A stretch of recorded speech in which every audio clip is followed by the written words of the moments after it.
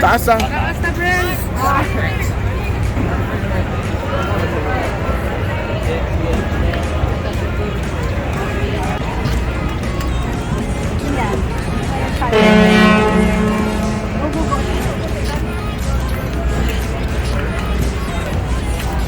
Side. Pwede rin tayo sa side. Okay, picture side.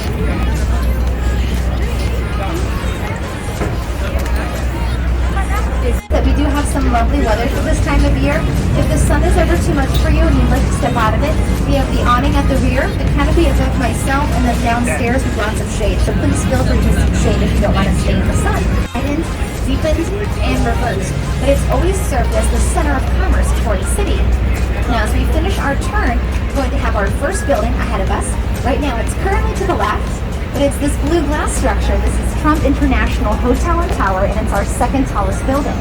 It stands at 1,389 feet. That's 423 meters if anyone's a bigger fan of the metric system. The building holds 92 stories of occupiable space and was done by a Chicago local, Adrian Smith. He left the firm of records Skidmore, Owings & Merrill the same year the building opened, 2009. He now partners his own firm, Smith & Gill. Notice as we finish our turn, the building's pyramid-like stance. We have this extra wide base and that very narrow top. This pyramid-like stance allows the building to stand up against the strong winds that we experience throughout the normal year. The building is covered in stainless steel and shimmering blue glass, and all of that is overtopped by a reinforced concrete skeleton. So along with being the second tallest building in Chicago, it is also the heaviest building in the city. Now the building's three setbacks, these big cutouts that you see, do create that pyramid-like silhouette. Silhouette is just a fancy word for shape, but they also highlight important buildings nearby. See the height? So the elevation of that first setback lines up with the roof of the Wrigley building. It's the white one with the clock tower, and we'll talk more about it towards the end of the trip. That little girl in the teal top needs to be off the bench, please. Again, there's no standing on the seats for even small children. Thanks so much. The second setback, the one that goes about a third or two-fifths of the way up, that pays respect to a beige building across the river that we'll talk about later on. The setback that goes halfway up Trump Tower pays respect to our next building, this black rectangle. This is the former Ibm Tower, done in 1971. The building by Mies van der Rohe is a wonderful example of the modern style of architecture. The modern style was popular from right after World War II until the late 1970s. And as you can see, the style is pretty simple and straightforward. Modern style buildings tend to feature dark exteriors, right angle corners, big windows, and open floor plans. IBM, the original tenant, moved out in 2008. The American Medical Association has called the building home since 2013. Staying on the right, we have these two big corn cobs, and these make up Marina City. The towers each stand at 60 stories. They opened in 1964 and 67. And these two buildings have been featured in over 500 TV and movie productions. The list includes Steve McQueen's The Hunter, the Blues Brothers movies, the Batman movies, and the Bob Newhart Show. Now, if anyone on board has seen The Hunter, that was Steve McQueen's final film, you might look at these two towers and then remember this thing in the movie where Steve McQueen, playing bounty hunter, is driving his car trying to chase somebody. He's about to catch up to the car ahead of him when suddenly it goes flying off the building and ends up in the Chicago River. Well, the car for the filming of that stunt was pushed off of the West Tower's 18th floor, but it was retrieved from the bottom of the river. If you want to park here nowadays, go for it. Just drive between the two towers and then hand your keys over to a valet. The valet will take the car up to the ground floor, and of course another valet will bring it back down when you're ready to leave. You'll see this green glass building. This is 321 North Clark Street, done in 1987, 35 stories of office space, and currently home to the Chicago chapter of the American Bar Association. The ABA represents over 400,000 lawyers inside the United States. In just a moment, we'll clear this next bridge. We're also going to travel back over 100 years of time in the process. Because many of us think about the Chicago River as it looks right now, full of office buildings and condo towers. But prior to the 1950s, this was a very industrial space full of warehouses and factories. Our next building, the Reed Murdoch Center, was done in 1914. It was originally used as a warehouse for Murdoch Foods, one of the largest wholesale grocers in the country at the time.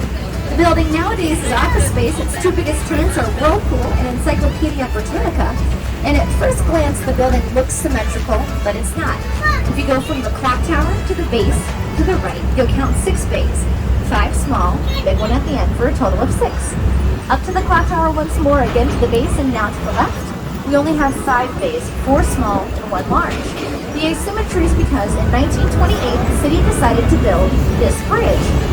To make room for the new, wider Lasalle Street Bridge, the city had to come in and cut the left side of the building. One of the bays had to be removed, the end bay had to be moved over, and the entire structure was sealed. You'll see this green glass building up next. This is 300 North Lasalle, done in 2009. 60 stories of office space by Pickard Chilton, and this building features one of the most impressive air conditioning systems that we have in the city. Water from the river is taken into this building below the water line. That water is pumped to the top of the building where it's used as the main form of coolant for the air conditioning system. That same water drains down the building, getting gravity filtered in the process. When everything's said and done, the building is much cooler, but the water from the river that cooled it is much cleaner as it's returned to the river system. You'll see this extra large and in-charge building, and this is the Merchandise Mart, done in 1931. This building was the brainchild of Marshall Field of Marshall Field's department stores. He had it constructed as a way to consolidate warehouse space once spread around the city. The building opened in 1931 and was used exclusively by Marshall Field Company until 1946. In 1946, there was a big tax bill against the building, and Marshall Field really didn't feel like paying it. So we had the building put up for auction, and it sold. It was purchased by the Joseph P. Kennedy family. They bought the building for $13 million. The Kennedys held onto the building until 1998, when they sold it for $625 million. So again, bought it for 13 and sold it for 625. Stay on the right, you'll see a building under construction. This will be the Salesforce Tower. It's set to open in 2023. And it will stand at 900 feet. The building isn't done yet, but it does give us a nice insight to the construction process. You see, once a building is designed and once funding's gone through, and of course the city has approved it, first thing they'll do on site is excavate. You have to dig down to set the foundation of the caissons. Typically, it is 10 to 20% of the building's estimated height that you dig down for the foundation. Next, you'll build the core of the building, and I like to think about the core to a structure as the skeleton to a human body. So I think it provides the overall framing and support. Many of the major systems run alongside or inside of it. The core typically holds elevator bays, emergency stairwells, utilities, and then you set individual floors off of that core. Finally, you cover the building in the exterior material, for this building, it is glass. Let's go to the right, and ahead of us you'll see this building with the parabolic arch at the base, and this is River Point Tower. 730 feet of office space done by Pickard Chilton in 2016. The red spiral in front, just at eye level, is a new sculpture by Santiago Calatrava titled Constellation. It was installed 2 years ago. And we're coming up on one of the most popular buildings on our route. It has the angled base. This is 150 North Riverside. It opened in 2017. It is 53 stories of office space, and it might be tough to tell from right here, but the building is only 40 feet wide where it emerges from the ground, and then angles out quickly to the 7th floor where it reaches 120 feet in width. You want to see that even better? Once we clear the bridge, just tip your heads back a little bit, and you'll see a reflection in the angled base as you pass by.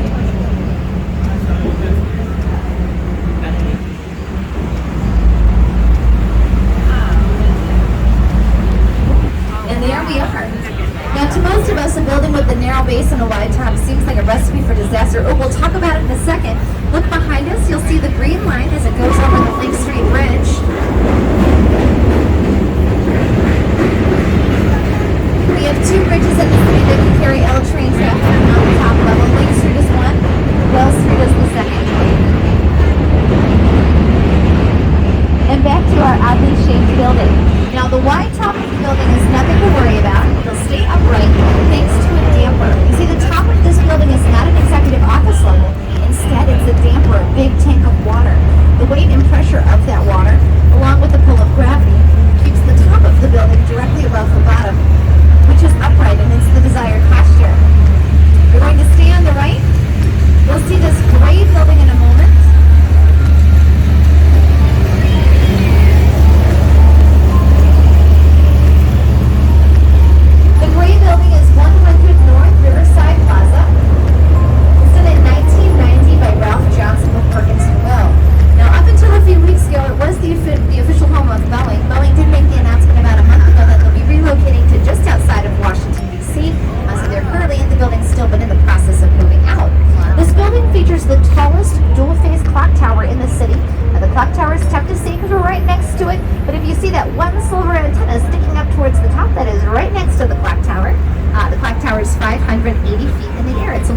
every night.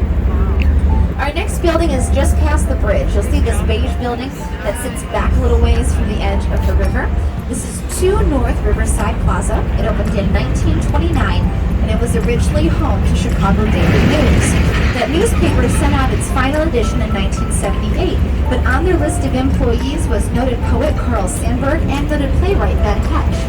Once we clear the bridge, notice once more how the building is away from the river. Many of the buildings we've passed by have been right up on the water. This building was the first in the city to account for a public plaza as part of its original design. Now, a plaza, just open space next to a building meant for public use, is pretty commonplace nowadays. You'll see a new skyscraper, but space next door to it, maybe with a few planters, maybe with a few tables, but so everyone can come around, see the new building, and enjoy its ambiance. Well, in the 1920s, the idea of a plaza was extremely controversial. It meant you were leasing or buying an expensive city lot, but only planning to make a profit on part of it since you were going to leave some of it open for public use. Thankfully, this plaza was a huge success. It was used as an outdoor music venue throughout the 1930s, allowing it to become slightly profitable, but it also meant that everyone inside this smaller office building had great natural light and a nice view from their office, so there was less interior space, but it was that much more valuable. Once we clear this bridge, I'd like to stay at eye level for a minute. If you look to the right, again at eye level, you'll be looking directly into the receiving tracks of Union Station. And Union Station is one of the main thoroughfares, not just from the city to the suburbs, but from rail systems that go coast to coast. In this area of the city, well, we actually have a train entering with us. In this area of the city, though it is home to train tracks, is very important to the city's economic growth. See, we're right next to the river, and we're just next to downtown, so we needed to utilize this space to its full potential. To get that done, we put buildings right on top. We have 10 South Riverside, done in 1965, and then its duplicate 120 South Riverside, done in 1968. The 22-story office buildings were built with trains in mind, while they're soundproof, even at lobby level, so as you pass by, that train noise doesn't ruin your workday. And the 2 buildings have specialized HVAC systems, taking diesel fume exhaust from below, drawing it through the building and releasing it out the roof, so you can pass by during the busiest of rush hours and diesel fume exhaust won't ruin your commute. You'll see this white building with black windows. That's 222 South Riverside, done in 1962. 222 South Riverside, done in 1972. 35 stories of office space. Now there's a green building ahead of us. You might notice that graceful curve. This is 300 South Riverside. It's done in 1984. And I went through those buildings quickly just because I'd like to change sides and get us ready for our next building. So if I could please have everyone put their attention on the left side of the boat, tip your heads way back, and look up. You'll see the very top of the tallest building in the city. This is the former Sears Tower, now the Willis Tower. And if you thought that view was good, just check out our next one. Look between the white building with the glass face and the silver building with the blue-green windows again on the left side of the boat. And in just a moment, when we turn, you'll be able to view the building from the ground floor along Wacker Drive. You'll see the white outline for the lobby, and then you can follow the building all the way up to the top in one movement. So here we go, on the left, as we start to turn. The Willis Tower is the former Sears Tower. The name for the building officially changed on July 16th of 2009, and it changed as the UK's Willis Insurance brokerage moved in, became the largest tenant, and was able to seize the naming rights. If you want to call it the Sears Tower, we know what we're talking about, but Willis still holds the ownership on the naming rights. The building is the tallest in the city at 1,450 feet tall. That's 110 stories, 442 meters for anyone who's bigger into the metric system. And if you look towards the top of the building, you'll see those 5 glass boxes. They make up the ledge. If you stand on the ledge, you'll be on the 103rd floor of the 110-story building. And from there, you'll be 1,353 feet. That's 412 meters above ground. And at that point, only supported by 1 1/2 inches of glass, which sounds very scary, but I promise is very safe. These are specially engineered panels of glass. They're all sealed with industrial-grade adhesive, and they all sit on steel frames. So those 5 glass balconies can support over 10,000 pounds each. All of the glass balconies are retractable. They're pulled back inside the building whenever it's time to wash the windows, or whenever the winds are just too strong. And they do clean the windows of the Willis Tower. It's done 8 times a year by an automatic window washing machine. We're going to clear this bridge, and then you'll see our next building with dark windows and a gray concrete exterior frame. This is Hartford Plaza. It was done in 1962. And I just mentioned the window washing system on the Willis Tower, how it's automated. Well, the windows here at Hartford Plaza are washed by a person. Window washers at Hartford Plaza head inside the building with their supplies. They go up to their desired floor, they open a window, step out onto the frame, and then walk around the building going one floor at a time as they do their work.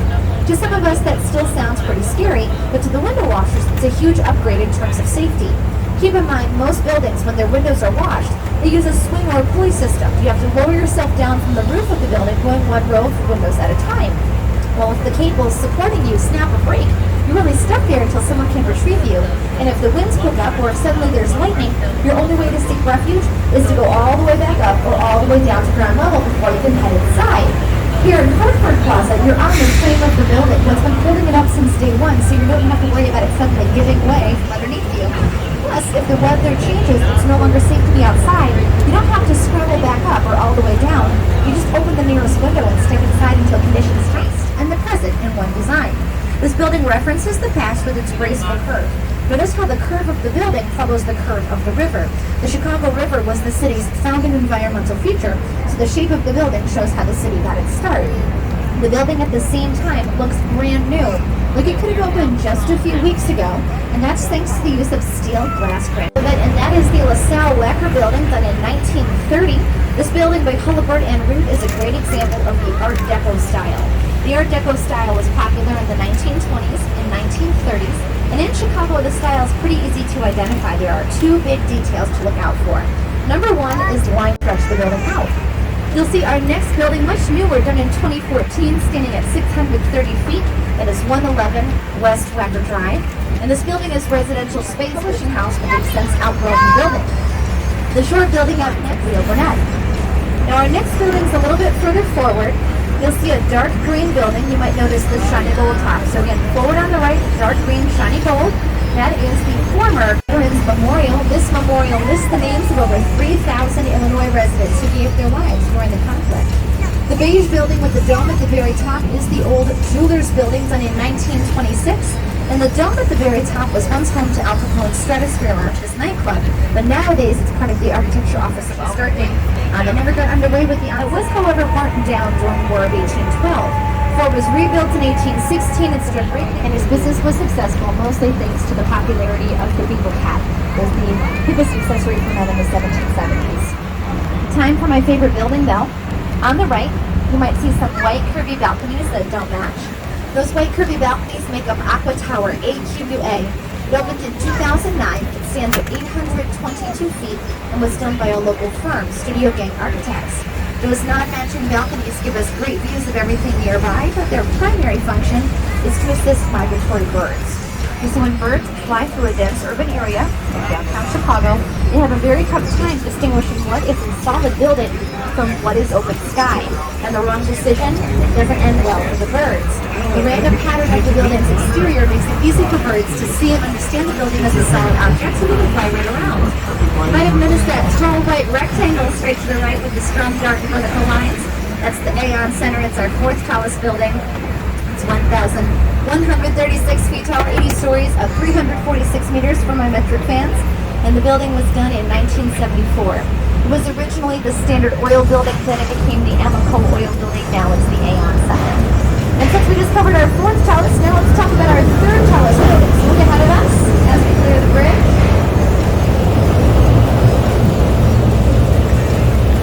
And you'll see this building with the wiggle or the wave. This is St. Regis. It opened in 2020. It's our new third tallest at 1,198 feet. That's 101 stories, 365 meters.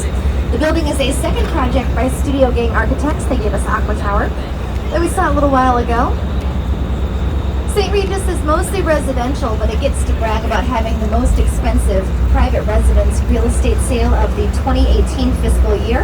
That sale was for the duplex on the building's 70th and 71st floor. It sold for $18.5 million in July of that summer. The building's tall and thin, but it's also really close to the lakefront, so damaging winds were a big concern. The building was designed and built with a breeze-through, so look towards the top, and you'll see that two-story section looks a little forgotten, like it was skipped right over. That two-story section allows strong winds that whip in off the lake to move through the building without pushing against it. This lets the building stay upright against those strong winds, which is great for its structural integrity, but it also alleviates a nauseating rock that would otherwise take place for the upper floor units. St. Regis is not one color. As we pass by, you might notice it's a series of greens, grays, and blues. They transition every 2 to 5 stories, and in combination with that 5-inch incremental change, where the building sort of moves in and moves out, it makes it easy for birds to see the building as a solid object, even from great distances. Everything we've passed by for the last few minutes, going from Aqua Tower down to break on our trip. It'll last a few minutes, so if you want to head downstairs to grab a drink and freshen up, you do have time. Please feel free.